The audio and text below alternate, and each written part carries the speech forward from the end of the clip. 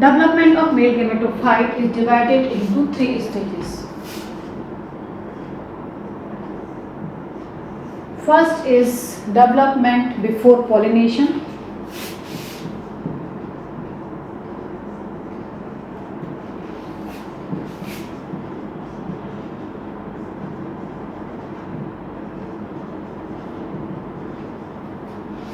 Second stage is pollination.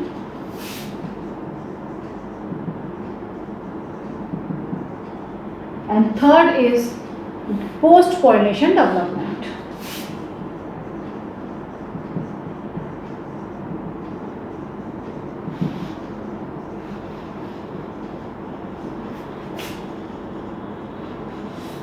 Okay, तो जैसा कि आप देख रहे हैं development of mail gametophyte is occur in 3 step. First is development before pollination, double L is here, and second is pollination, and third is post pollination. Okay, तो यहाँ आप देख रहे हैं कि डेवलपमेंट मेल गेमेटोफाइट का 3 स्टेजेस में होता है. एज आई टोल्ड यू कि जब माइक्रोस्पोर मदर सेल में डिवीजन हुआ तो माइक्रोस्पोर का फॉर्मेशन हुआ. माइक्रोस्पोर कैसे थे? माइक्रोस्पोर में spherical structure, minute spherical structure remains surrounded by a 2-layer outer is axon and inner is intern, but axon is not whole covered the microspore, it remain like the apical part. यहाँ से जो शीर्ष भाग है वहाँ जो apex part है उस पर only axon की जगह intern present है, वहाँ axon नहीं है. तो अभी ये कहाँ है, ये माइक्रोस्पोर कहाँ बने हैं? जैसा कि मैंने अभी डायग्राम बनाया था, जो मेल कॉन है, मेल कॉन पर जो एक्सिस में माइक्रोस्पोरोफिल अरेंज हैं, उन माइक्रोस्पोरोफिल के ऊपर जो स्पोरेंजिया का डेवलपमेंट हुआ है, उन स्पोरेंजिया के अंदर इस तरह के माइक्रोस्पोर प्रेजेंट हैं. अब जो फर्दर डेवलपमेंट होगा इन माइक्रोस्पोर का, और इस माइक्रोस्पोर के डेवलपमेंट से जो मेल गैमेट बनने तक का जो प्रोसेस है, the process up to the formation of male gamete is called development of male gametophyte. तो माइक्रोस्पोर से नर युग्मक बनने की जो प्रावस्था है, पूरा रास्ता जो है, इसे हम डेवलपमेंट ऑफ मेल गैमेटोफाइट में स्टडी करते हैं. जैसा कि मैंने आपको कहा, ये मेल कॉन में अभी माइक्रोस्पोरोफिल के ऊपर ही माइक्रोस्पोरेंजिया में लगे हुए हैं. उसी समय इसमें डिवीज़न स्टार्ट हो जाता है, उसी समय इसमें डेवलपमेंट स्टार्ट हो जाता है. मीन्स ये उस माइक्रोस्पोरेंजिया से अलग नहीं हुए हैं. That's why the double process of development is called development before pollination. Okay, तो बिफोर पॉलिनेशन में क्या है कि जो माइक्रोस्पोर है, इसका जो वो जो हैप्लॉइड न्यूक्लियर, जैसे haploid nuclear, N nuclear,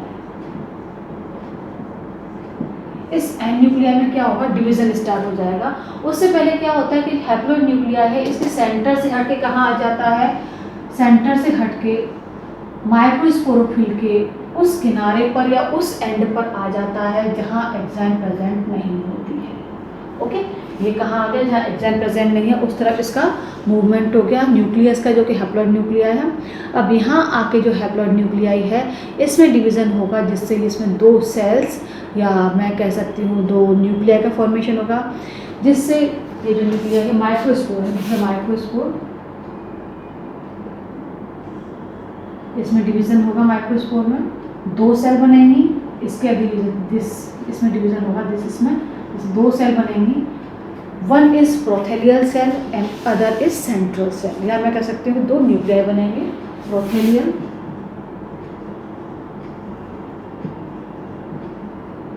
cell and second is central cell. ये जो प्रोथेलियल सेल है, इसमें फर्दर डिवीज़न नहीं होता है. Further division does not occur in the prothallial cell. तो जो सेंट्रल सेल है, इसमें अब डिवीज़न होगा. सेंट्रल सेल में डिवीज़न होने से क्या बनता है कि सेकंड प्रोथेलियल सेल बनेगी और सेकंड एंथीडियल सेल बनेगी. इसमें पीडी डिवीज़न होगा. जैसा प्रोथेलियल सेल, जैसा सेंट्रल सेल, इसमें आगे division not occur any division, furthermore division not occur inside the prothelial cell, but the central cell divide by the process of periclinic division और परिणत विभाजन, जिससे से 2 सेल बनेंगी. One is second prothallial cell and second is antheridial cell.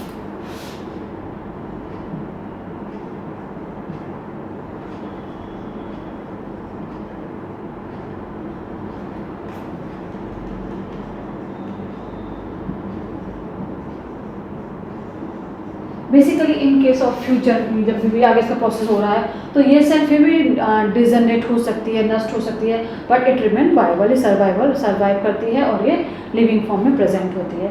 Now जो एंथीडियल cell है हमारी, इस एंथीडियल सेल में वंस अगेन पेरिक्लाइन डिवीजन होगा, जिससे दो सेल बनेगी by the division of periclinal in antheridial cell, formation of two cell occur, one is generative tube cell and other is generative cell, tube cell and generative cell.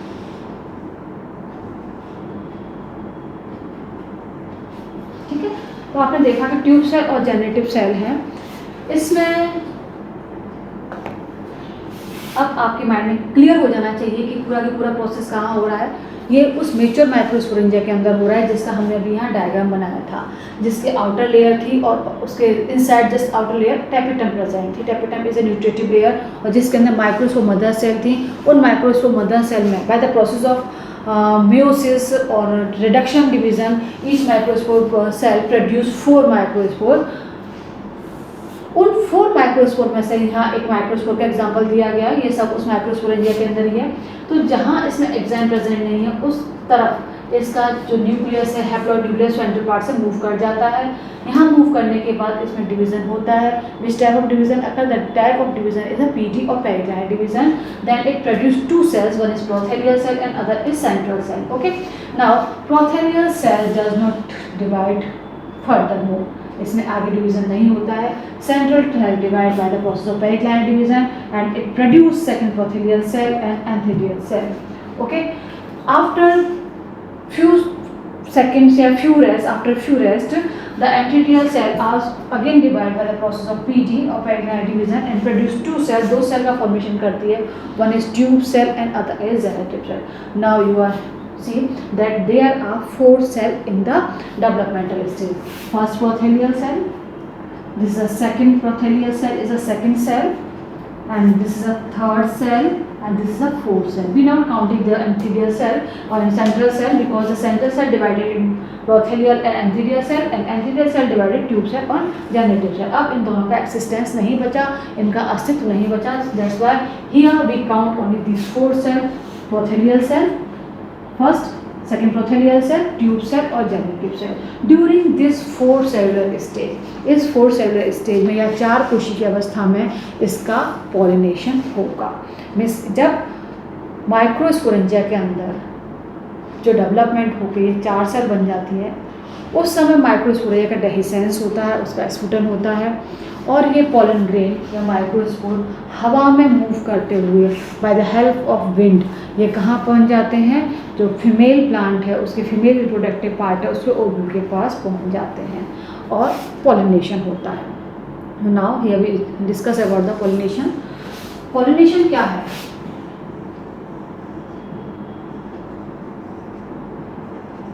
The second point of this pollination.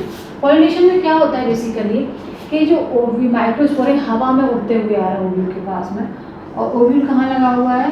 Female plant पे लगा हुआ. Basically this are very rough diagram just to understand. ये microspore के ऊपर ovule लगा, this type of ovule. Okay, here this archegonia, यहाँ इसमें archegonia present होती है. ईच आर्किगोनिया में क्या प्रेजेंट होता है? एग प्रेजेंट होता है. Okay, and this is a pollen chamber.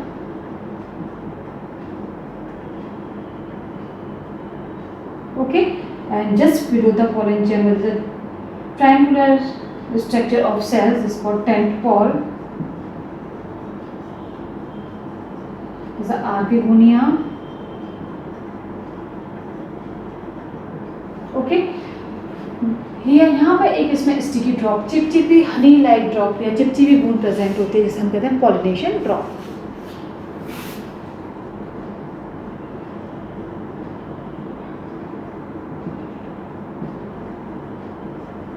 Okay, तो ये माइक्रोस्पोर जब हवा में उड़ता हुआ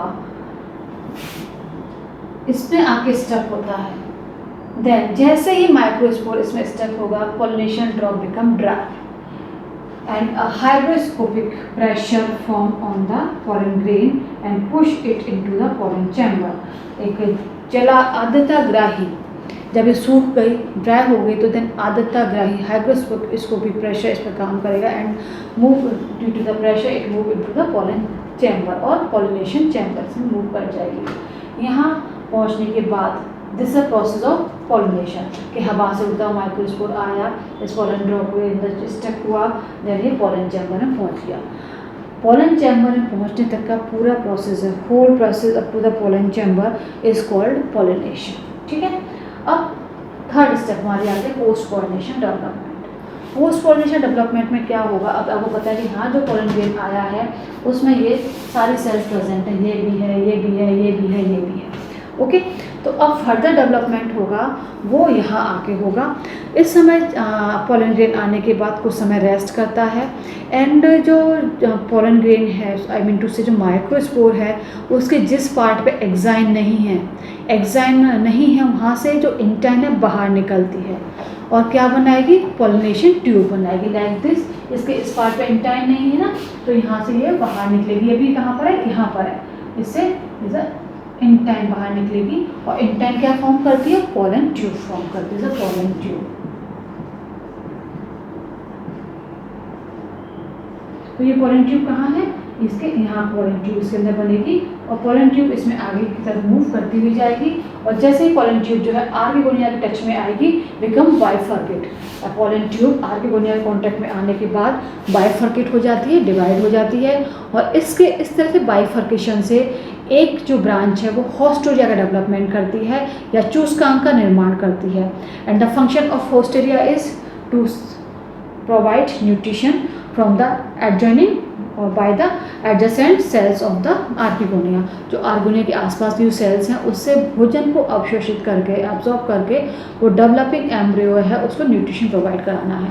तो जैसे ही पॉलन ट्यूब आर्किगोनिया कॉन्टैक्ट में आती है become bifurcate and one part of the pollen tube convert into haustoria, okay, and other part contain these cells, tube cells and generative cells. तो जैसे ही दो सेल बन गई, उसकी दो ब्रांचें बन गई, होस्टोरिया का डेवलपमेंट हो गया, एक ब्रांच के अंदर ट्यूब सेल और जनरेटिव सेल है, तो इस कंडीशन में क्या होगा, जो generative cell is divide and produce two cell. Generative cell divide होती है और दो सेल बनाती है, one is stalk cell and other is body cell.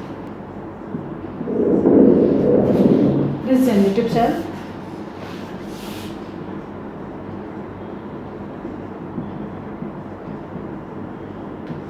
divide peripherally and produce two cells, one is stalk cell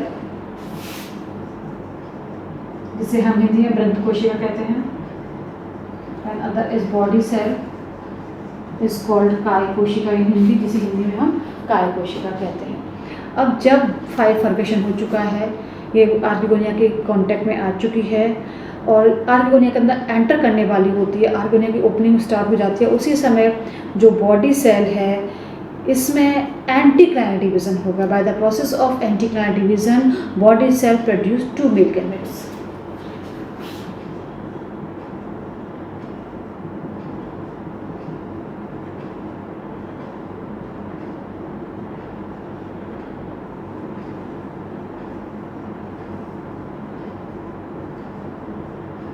body cell से two male gametes का development होता है।